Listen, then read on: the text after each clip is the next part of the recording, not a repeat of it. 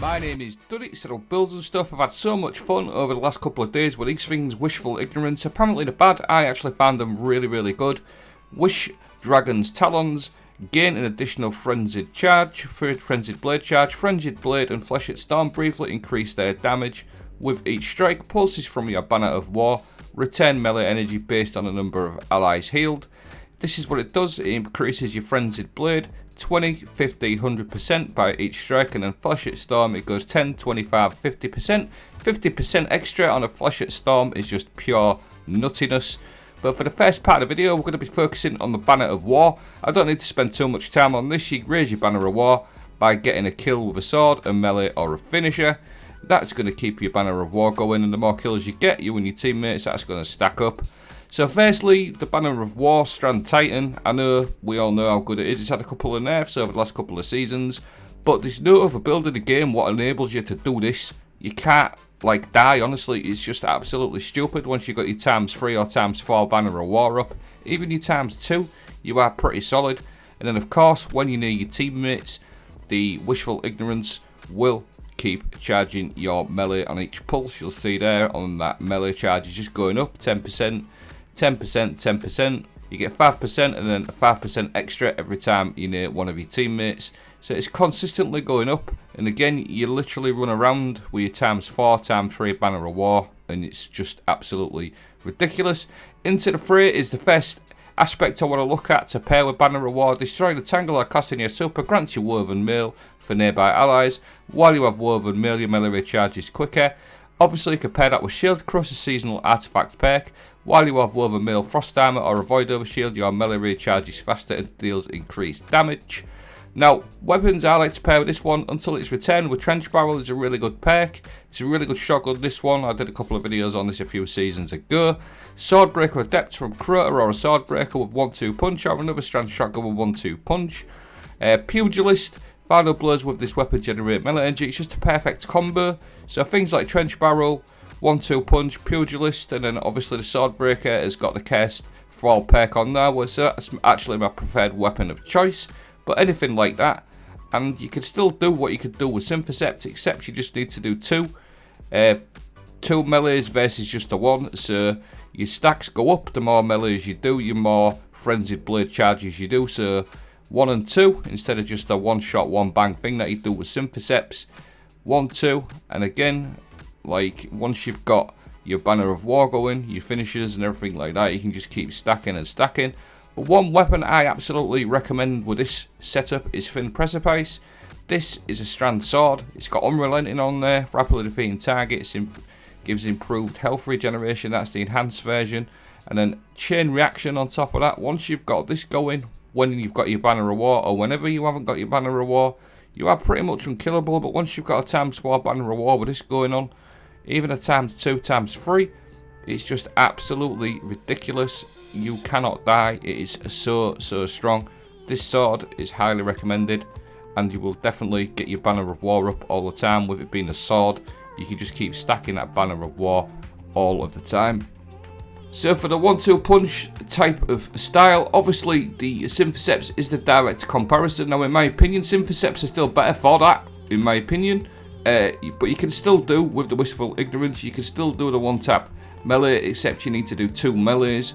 So there is a little bit of a difference. I do think Synthocepts are slightly better for that, but I do think these are better for Flechette Storm, which we'll go into in a moment. And again, just wanted to sort of focus on this sword a little bit and how ridiculous it is once you've got your ×3, ×4 Banner of War up. It's just absolutely ridiculous. And again, you can actually still do your 1-2 punch melee shotgun builds with this, with the Wishful Ignorance, except you just have to do a couple of melees on the trot rather than just one. Now, a couple of fragments, Thread of Propagation, powered melee final blows grant your Strand weapons unravelling rounds. Unravelling rounds are absolutely fantastic for Strand weapons, and then Thread of Transmutation, while you have Woven Mail, weapon final blows will create a tangle which you can just throw from yourself or throw at enemies. Really good set of fragments. Again, just one more time, I don't know many other builds or many other characters in the game I can stand there with this. Absolutely, the Strand Titans are still absolutely positive.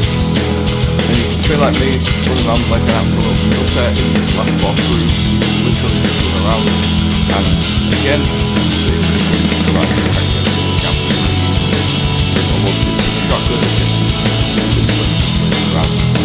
now, watching Storm, this is where I believe this build, this exotic in this build really excels.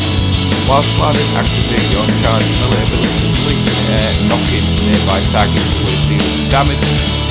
And then while you're airborne, activate your charge melee again to launch a cluster of damage unraveling projectiles. Repeatedly activating melee will change the position of the throws. Now, because the Wishful Ignorance makes the stack go up 10, 25, 50% on a Flechette Storm, absolutely stupid. It's easily these back champion plus sectors, I'll show you the way in the GM as well.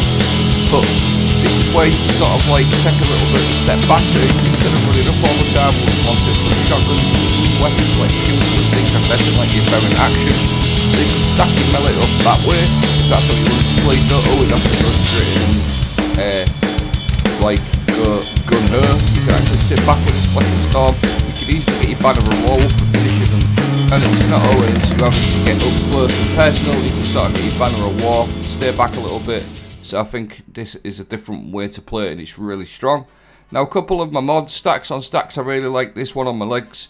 Picking up an orb of power grants you 1 additional stack of armor charge, so you've always got 2 or 3 armor charges.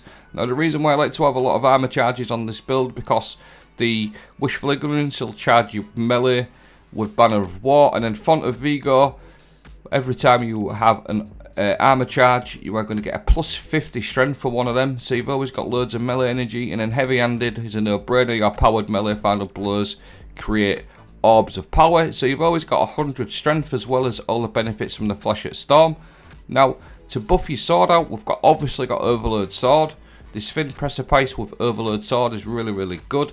That's just an option. Blade Stamina, rapidly defeating combatants with a sword, refunds some ammo. That will heavy ammo finder, you've got way more obviously ammo for your sword. And then Argent Blade, while you have an armor charge, dealing damage with a sword consumes an armor charge and empowers your sword. You get an extra 15% damage, and with the stacks on stacks, you've always got that going pretty much all of the time. You'll see in this clip I've got my free armor charge, Banner of War ×4, and I've also got the Argent Blade if I need to pull my sword out. But at this moment in time I don't, because I've got my ×4 Banner of War going on.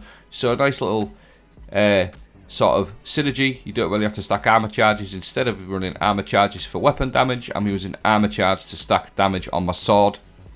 Now, the direct comparison with these is the Syntheseps. I actually found Wishful Ignorance, like I said in this video, pretty good for Flechette Storm, but there is some Syntheseps benefits that outweigh this. Now, what I do with these personally, and what I really don't like about these, is like one of the main perks actually punishes you for playing on your own. So if you go to lost sectors, it actually punishes you because you're going to get less melee energy back from the Banner of War pulses because you're on your own. So that needs addressing, in my opinion. The other thing that I don't like about these versus Syntheseps is the actual damage you get from Syntheseps when you're in your super. Now, if they could buff that like a little bit, make your super damage do extra damage as well, because I did really notice that quite a lot when I was using my super.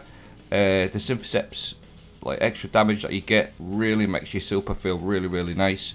So that's something maybe they could do. And then the other thing they could maybe do as well is give you a banner of give you woven mail stacks on melee hit, maybe like a 3-second one every time you do a melee hit. Get 3 seconds of woven mail or something like that. But that's pretty much the video. I'll leave a dim link. And here's a build card from my friend over on Twitter, Mr. Slayer God. I hope you enjoyed the video. Have a great day.